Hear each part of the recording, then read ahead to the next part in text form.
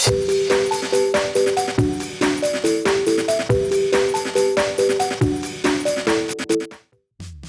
it going, YouTube?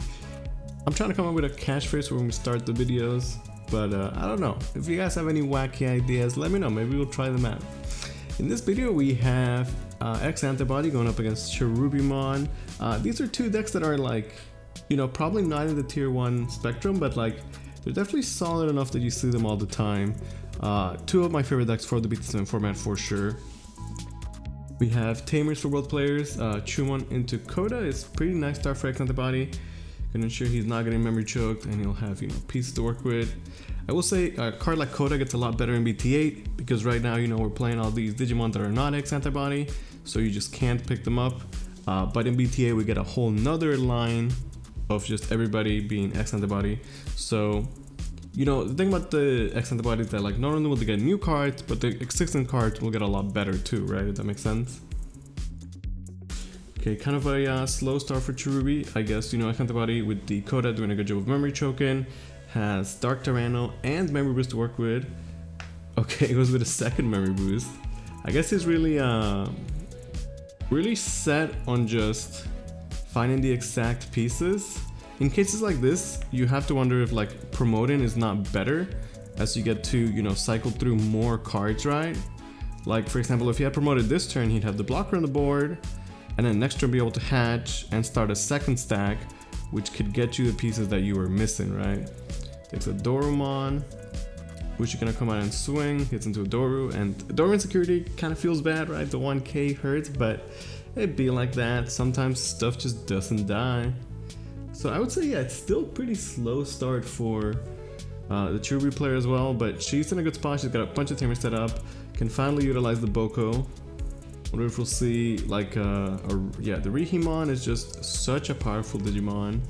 Might be one of those games where it's like it's no Cherubi needed, just a bunch of Rihis over and over.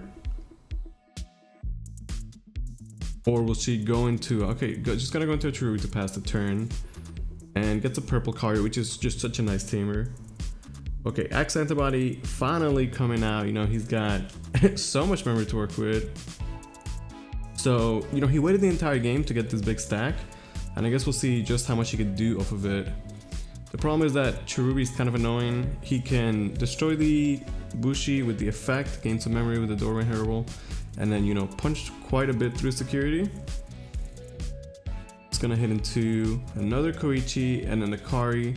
Gonna give her the, you know, additional memory as well. Problem is that like now Cherubi could swing Death Claw, summon Boko, Bushi, and like that could just be game next turn, right? And one of the plays that you could do is like try and punch or something. Okay, the Mechanori would be good. It's a good way to stop like the Lowy and things like that, but it just dies to Death Claw, right? Which feels kind of bad. But there's always the hope that she'd get Call from Darkness and not Death Claw, but there is a Death Claw. So that's going to be, you know, memory gain from the Inheritable as well as the analog. It's too many rookies. Gonna have more than enough memory to go into double hybrid here as well, right? So swing first, and then yeah, get the memory back from the Boko. I think there's really not much insecurity that could save. The Alphamon only stops the Digimon that are on the field. It doesn't stop like the Tamers from being able to swing. It does hit into the removal option in security, but it's a little bit too late. If that was the first hit, it might have been okay, but it just wasn't. So I think that game is like X-Antibody. You know, you want to get that big juicy stack. People definitely compare it to Jessamon, but you know, I think for that game it's like you have to promote. You can't just be so set on like sit in the back until you have everything perfect and not interact with your opponent, if that makes sense. As for Cherubi, she just had enough tamers and went into a very early Cherubi, which definitely paid off. Especially, you know, having that Death Claw to clear the Mechanori would have been huge. Without Death Claw, Mechanori would have actually done some serious work. Mechanori is such an interesting card in this format because like, it'll either be like absolutely insane, or it will do absolutely nothing, right? There's like no in between for that card. But, you know, I do like it. Maybe as like a one-off in the list or not, at least for now. We're gonna have Cherubi going first with a Salamon in the back. Analog, picking up Rihi is like I mean, it's exactly what you want to see, right? Those two cards just combo so well with each other. Okay, so this deck is gonna have the reboot from the two Agumon, and with the Warrior Monster, you can go into a level 6 relatively cheap. You know, when people play Cherubi, they play all sorts of different level 5s aside from the Dora Greymon. I think the Warrior Monster is a good choice. I personally like it, as you can, you know, get to your level 6, which is what you want to do for cheap. Goes with Issy and Joe, and once again, opts to stay in the back. I think staying in the back is not necessarily correct here, because like, if you promote, you're at the risk of getting cleared by Swordless Art, but that costs 6 memory, right? And your stack only costs you 4 to go into. So that would be the entire Cherubi player's turn, and you get a bunch of memory to work with, right? So I think like in a case like this, promoting would have been more than okay. So I feel like now he might fall a bit behind. The Rebelli is actually super strong. I guess Rebelli is kind of like, it's kind of like the Mechanori, where it's either insane or kind of doesn't do anything, but in this case it's super powerful. Not letting the Doru attack, like he could attack, blow the Boko, and then Cherubi will die, take out the Doru, and then get 3 bodies back, right? So the Rebellion there is actually insane. Really strong card. There's the door to try and set up, can at least get a blocker on the board. But this is tough. The Cherubi just set up so quickly. There's already a Bushi Agumon in the trash as well, Bokomon, so I feel like as long as you have Bushi and Boko, it's just, it's so much punching power, right? So many extra hits. Black Memory sends a punch, which might have been nice, but honestly, like, blocking Cherubi is not ideal either.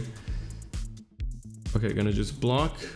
Just want to take the damage before it's like, you know, swings and then Deathclaw after, right? So I guess it makes sense, a way to mitigate that damage. Koichi discards without another Bushi Agumon. With a double analog. Okay, gonna just keep digging with the Boko. It's still free real estate basically. Boko swings. Oh, it goes into another Rebelli. So maybe she didn't have a way to proc the Cherubi, but just being able to go into another Rebelli, just completely neutralizing the Dorugumon, which is really funny, but I'm sure frustrating for the X-Antibody player. So kind of funny how that works out. Like sometimes those cards just put in so much work. So he's gonna swing, get some memory, but I mean, surely Rebelli just blocks that, right? I don't think he's got enough sources to pop it. So yeah, he just blocks it, gains 2 memory for the analogs. Oh man, that's just rough.